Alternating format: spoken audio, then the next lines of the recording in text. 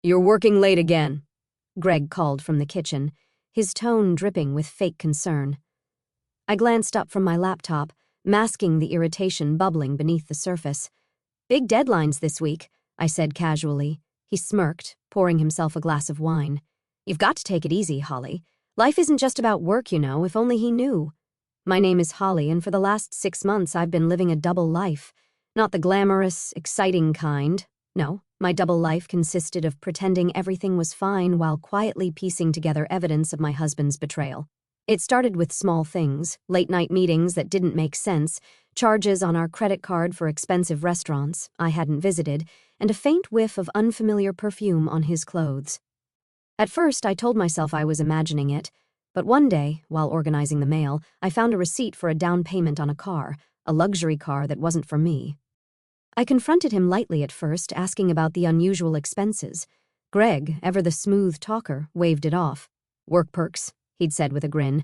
You know how my clients like to celebrate. I wanted to believe him, but something about the way he avoided my eyes told me the truth was far less innocent, so I started paying attention.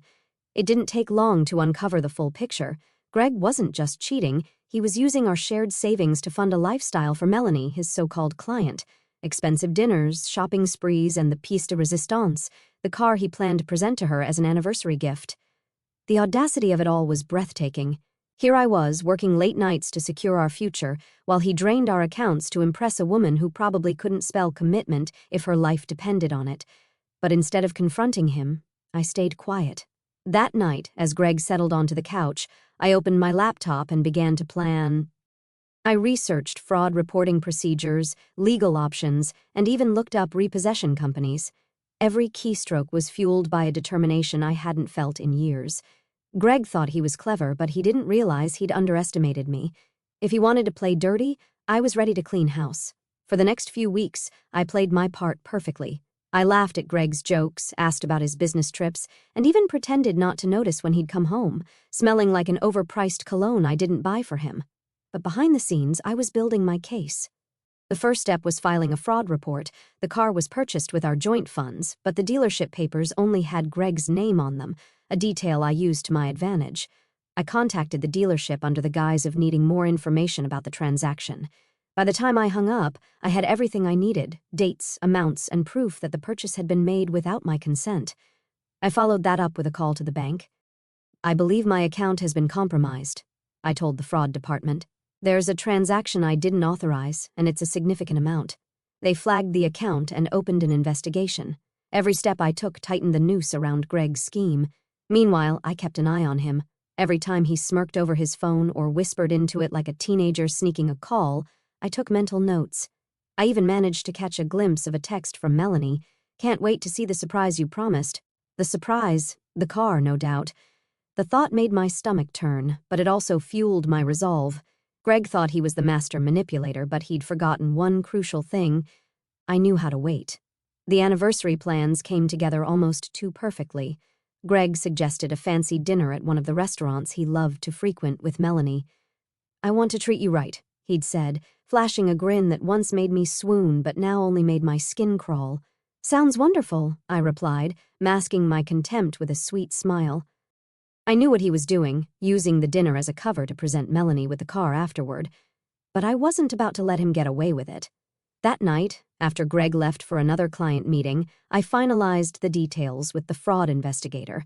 The car's purchase was flagged, and the repossession team was scheduled. Everything was set to unfold just as Greg thought he was winning. As I closed my laptop, I felt a strange sense of calm. For weeks, I'd been quietly carrying the weight of his betrayal, pretending not to notice the lies piling up around me. But now, the power had shifted. Greg had no idea his world was about to collapse. The night of our anniversary, dinner arrived, and Greg was in his element. He strolled into the house wearing a sharp suit, holding a bouquet of roses and a bottle of champagne. "Happy anniversary, babe," he said with a grin, leaning in to kiss my cheek. "Happy anniversary," I replied, my voice steady, my smile practiced. If he noticed the stiffness in my demeanor, he didn't show it. He was too busy gloating. At the restaurant, Greg spared no expense. He ordered the finest wine, the most extravagant dishes, and even arranged for a pianist to play our song. It would have been romantic if I hadn't known the truth. As he sipped his wine, Greg's phone buzzed. His expression lit up when he read the message, though he quickly tried to mask it. "Everything okay?" I asked, feigning curiosity. "Just a work thing," he said, slipping the phone back into his pocket. "Nothing to worry about." I nodded, biting back a smile. I knew exactly what the message said. Melanie was waiting for her surprise. After dinner, Greg suggested we take a walk. "It's such a beautiful night," he said, slipping his arm around my shoulders. I played along, letting him lead me back to the car. He opened the passenger door for me like the perfect gentleman, but I could see the excitement in his eyes. He was counting the minutes until he could ditch me and deliver his grand gesture to Melanie. Back at the house, I watched Greg check his watch repeatedly, his impatience barely concealed. "I've got to run out for a bit," he said finally, his tone casual. "Work emergency." "On our anniversary?" I asked, tilting my head innocently. "It won't take long," he assured me. "Just something I need to handle." I smiled sweetly. "Of course. Don't let me keep you." As he grabbed the keys and headed out the door, I sat back on the couch, my heart pounding. I could imagine the scene unfolding already, Greg pulling up to Melanie's place, handing her the keys and basking in her adoration. Until the repossession team arrived. I didn't have to wait long. An hour later, my phone buzzed with a text from Detective Ruiz, repossession complete. Everything went as planned. I stared at the screen, my hands trembling, a mix of relief and satisfaction washing over me. Greg had no idea yet, but his perfect little charade had just come crashing down. And this time, I wasn't the one left picking up the pieces. When Greg returned later that night, his face was flushed, and his usual swagger was noticeably absent. He slammed the front door harder than necessary, his keys clinking loudly as he tossed them on the counter. "Rough night?" I asked, glancing up from the book I was pretending to read.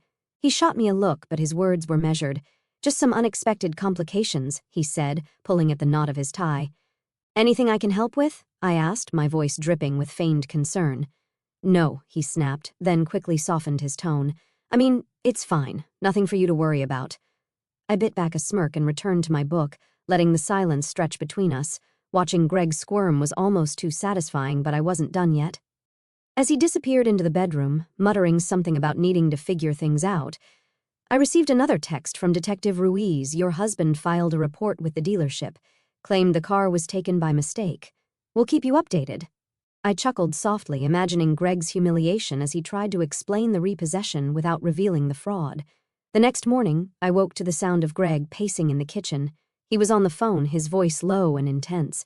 "I don't care what it takes," he was saying. "Just fix it. She's furious, and I can't—" He stopped abruptly when he noticed me standing in the doorway. "Morning," I said, pouring myself a cup of coffee. He forced a smile. "Morning, just handling some work stuff." "Sounds stressful," I said, taking a sip of coffee. "Anything I should know about?" "No," he said quickly, his tone clipped. "Nothing you need to worry about." For the rest of the day, Greg was uncharacteristically quiet. He spent hours on his laptop, muttering under his breath and occasionally slamming the lid shut in frustration. I could tell he was trying to salvage the situation, but there was nothing he could do. The fraud report had triggered a full investigation, and the dealership wasn't about to hand the car back without answers. By the evening, Greg's patience had worn thin. "Do you ever feel like the universe is just out to get you?" he asked suddenly, his tone bitter. "Sometimes," I replied, keeping my expression neutral, "but I think the universe has a way of balancing things out, don't you?" He didn't respond, but the look he gave me lingered a little too long, as if he suspected I knew more than I let on. The cracks in Greg's composure grew more obvious by the day. He was short-tempered, distracted, and constantly on the phone, arguing with someone on the other end. I didn't press him. Instead, I watched and waited, silently enjoying the unraveling of his carefully constructed facade. One evening, I overheard a particularly heated call. Greg was pacing in the living room, his voice low but furious. "I told you I'd fix it," he hissed. "Just give me a little more time. It's not my fault these things happen." I could guess who he was talking to. Melanie. I leaned against the kitchen counter, pretending to scroll through my phone, though every fiber of my being was focused on his words.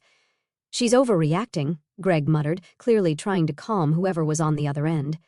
"You don't need to make this a big deal. I'll sort it out." The call ended abruptly, and Greg threw his phone onto the couch, muttering a string of curses. "Everything okay?" I asked, stepping into the living room with feigned innocence. He looked up, startled, then forced a tight smile. "Yeah, just work stuff. Must be tough," I said, sitting down across from him. "You've been so stressed lately. Are you sure there's nothing I can do to help?" His jaw tightened, but he shook his head. "No, I've got it under control. That night, I received another update from Detective Ruiz. The investigation is moving forward. The dealership has corroborated the fraud report. Your husband's activity is under review.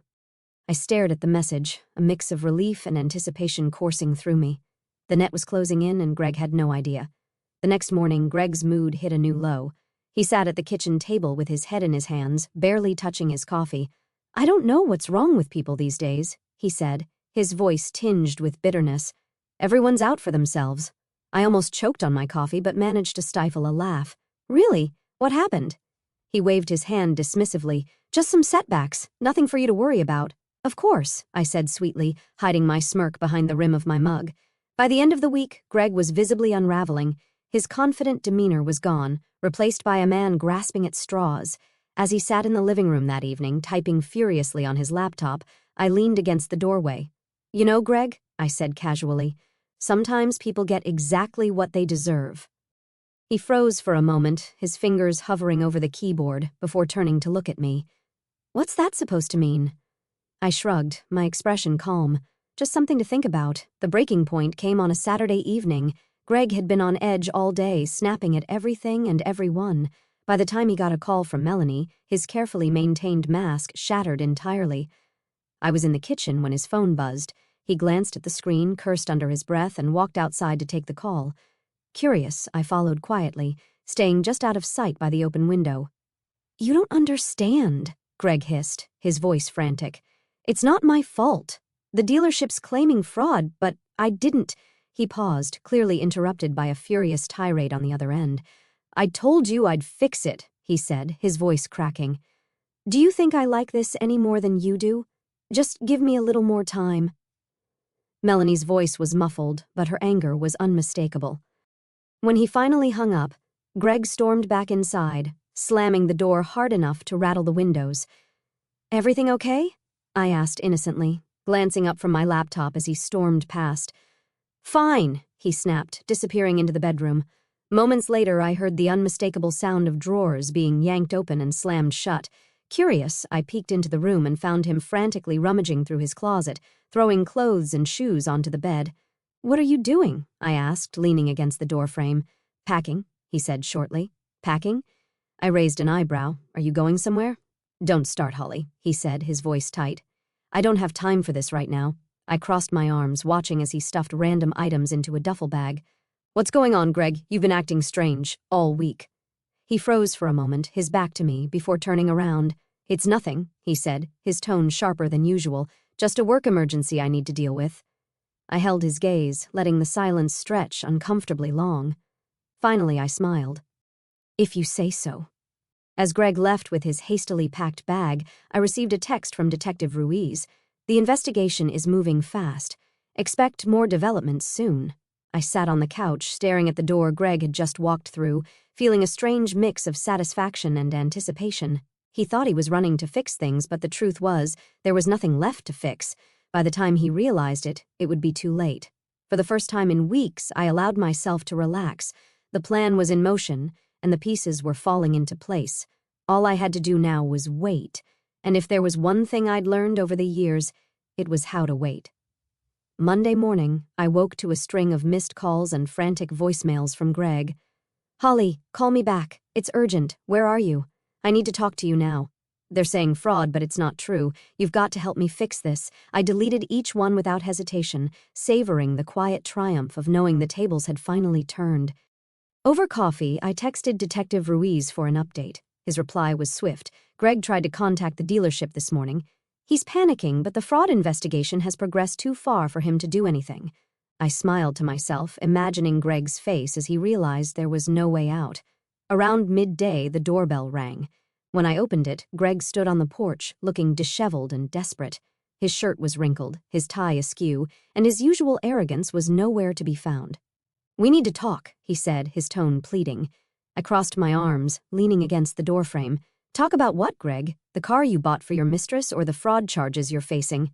His eyes widened, panic flickering across his face. "Holly, I can explain." "No need," I cut him off. "I know everything. The fake business trips, the luxury dinners, the car you thought I wouldn't notice. But I've known for months." He stumbled over his words, trying to piece together a defense, but I didn't give him the chance. You used our money to fund your lies, I said, my voice steady. You betrayed me, and now you're paying the price. He stepped closer, his hands raised in a gesture of surrender. Holly, please. I messed up, but we can fix this. I'll pay you back. I'll do whatever it takes. I raised an eyebrow. You'll pay me back with what? Your empty promises or the love letters from Melanie? The mention of her name made him flinch, and I knew I'd hit a nerve. Before he could respond, I stepped back and gestured to the stack of papers sitting on the entryway table. You can start by signing these, I said. Greg hesitated, glancing at the documents. What is this? Divorce papers, I replied. You've already lost the car, and soon you'll lose access to everything else. Consider this your final chance to walk away with whatever dignity you have left. He stared at me, his jaw tightening. For a moment, I thought he might argue, but then his shoulders sagged in defeat. You don't have to do this, he said weakly. Yes, I do, I said firmly, because unlike you, I know how to finish what I start. Greg left without another word, and as I closed the door behind him, I felt an overwhelming sense of relief. The man who had taken so much from me was finally out of my life, and for the first time in years, I felt free. The house felt eerily quiet after Greg left, but it wasn't the unsettling kind of silence I'd grown used to during our marriage. This was the peaceful kind, the kind that meant freedom. I sat at the kitchen table, staring at the signed divorce papers Greg had left reluctantly, his pleas still echoing in my mind. But the weight of his betrayal no longer sat heavy on my shoulders. For the first time in months, I felt in control. Over the next few days, I started putting my life back together, piece by piece. The first step was meeting with my lawyer to finalize the divorce. Clara, ever efficient, was thrilled with how smoothly things were progressing. With the fraud investigation and the financial evidence we've gathered, he doesn't have much leverage, Clara said, flipping through her notes. You'll keep the house, your assets, and any remaining funds he hasn't squandered. And what about the fraud case? I asked, my voice steady but curious. That's moving forward as well, Clara replied. Detective Ruiz has ensured that all the pieces are in place. Greg will be facing charges soon, and given the evidence, it's unlikely he'll avoid jail time. I nodded, the news giving me a sense of closure I hadn't realized I needed. While the legal battles moved forward, I focused on reclaiming the space Greg had tried to overshadow.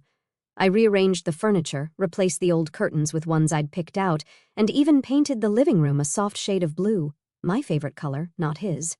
Amanda came over one afternoon to help, armed with paint rollers and a bottle of wine. This place already feels different, she said, as we worked. It's like you've taken back the energy he tried to drain from it. That's the goal, I replied with a smile. I want this house to feel like mine, not a reminder of him. I also started reconnecting with friends I'd lost touch with during my marriage. Greg had always insisted on controlling our social life, dictating who we spent time with and when. Now I was free to make my own choices. One evening, I hosted a small dinner party with Amanda and a few close friends. As we laughed and shared stories over a meal I'd cooked myself, I realized how much I'd missed this. Being surrounded by people who truly cared about me, not the version of me Greg had tried to shape. The investigation into Greg's fraud continued to make progress. Detective Ruiz called me with updates every few days, his tone always professional but tinged with satisfaction. The dealership is cooperating fully, he said during one call. Greg's attempts to cover his tracks only made things worse for him. It's a matter of time before we see this through. I thanked him, feeling a mix of relief and validation. Greg had spent years trying to manipulate me, but in the end, he'd only outsmarted himself. As I hung up the phone, I stood in the middle of my freshly painted living room, taking it all in. The house was quiet, but it no longer felt empty. It felt like home. The weeks after Greg's departure brought a kind of peace I hadn't felt in years. The house, once filled with tension and lies, now felt like a sanctuary. One morning, as I sat on the back porch sipping coffee, I opened my notebook and started jotting down plans for the future. For so long, my life had revolved around keeping Greg happy, balancing his whims and smoothing over his mistakes. Now, for the first time, I could focus entirely on myself. At the top of the page, I wrote, "Things I've always wanted to do." The list grew quickly. Redecorate the house, travel to Greece, start my own business, spend more time with friends and family. Each item felt like a step toward reclaiming my identity, one that had been overshadowed by Greg's selfishness for too long. I started small, tackling the first item on the list. With Amanda's help, I transformed the house into a reflection of my style, warm, inviting, and unapologetically mine. We painted the walls in vibrant colors, replaced the furniture Greg had insisted on, and even turned his old home office into an art studio. "This feels like you," Amanda said as we hung a large painting on the living room wall. "It's like the house finally matches the person living in it." I smiled, feeling a surge of pride. It's a work in progress, but it's getting there. The next step was rebuilding my career. During my marriage, Greg had discouraged me from pursuing my professional goals, insisting that his ambitions were more important. Now, I was determined to make up for lost time. I reached out to old colleagues and mentors, explaining my situation and expressing my interest in re-entering the workforce. Their support was overwhelming, and within weeks, I had several promising opportunities lined up. One evening, I received a call from a former boss who offered me a consulting position on a project I was passionate about. "We'd love to have you back," she said warmly. "Thank you," I replied, feeling a sense of validation I hadn't realized I needed. "I'm ready." As I settled into my new routine, I began to notice subtle but significant changes in myself. I was more confident, more decisive, and more willing to take risks. The fear and self-doubt that Greg had instilled in me were fading, replaced by a quiet strength I hadn't known I possessed. One evening, as I sat on the couch with a glass of wine, I looked around the house and smiled. This was my life now, messy, imperfect, and entirely my own. A few weeks later, I received a call from Detective Ruiz. "The fraud investigation is officially complete," he said. "Greg has been formally charged, and the case will proceed to court in a few months." The news hit me harder than I expected, not because I felt sorry for Greg, but because it symbolized the final unraveling of the life we'd once shared. "Thank you for everything," I told Ruiz, meaning it. Without his guidance, I wasn't sure I would have had the strength to see this through. "Justice takes time," he said simply, "but it's worth it." That evening, I poured myself a glass of wine and sat on the back porch, staring up at the stars. The closure I'd been waiting for was finally within reach, and with it came a strange mix of emotions, relief, satisfaction, and a touch of sadness for the life I'd thought I'd have. Amanda came over the next day, her usual energy filling the house. "You look different," she said, handing me a bag of takeout, "like a weight's been lifted." "Maybe it has," I replied with a small smile. "Greg's charges are moving forward, and the divorce is almost finalized. It feels like I can finally breathe again." Amanda grinned. "You're practically glowing. What's next?" I gestured to the notebook on the coffee table. "I've been making plans. Travel, work, maybe even a business of my own. I'm finally figuring out what I want instead of what someone else expects of me." "About time," Amanda teased, raising her glass in a toast. "Here's to the next chapter." In the weeks that followed, I started checking more items off my list. I booked a solo trip to Greece, something I'd always dreamed of but never had the freedom to pursue. The thought of exploring ancient ruins and walking along sunlit beaches filled me with a sense of adventure I hadn't felt in years. At the same time, I dove into my consulting work with enthusiasm, reconnecting with the passion and drive that Greg had tried to stifle. Every step forward felt like a declaration. I was no longer defined by the mistakes of my past or the betrayal I'd endured. One afternoon, as I stood in my freshly redecorated living room, I glanced at the framed photo on the mantel. It was a picture of me and Amanda from years ago, taken long before Greg had entered my life. Looking at it now, I realized something important. I was still that person, the strong, capable woman who knew how to stand on her own 2 feet. Greg hadn't taken that from me, no matter how hard he'd tried, and now I was finally ready to move forward without looking back.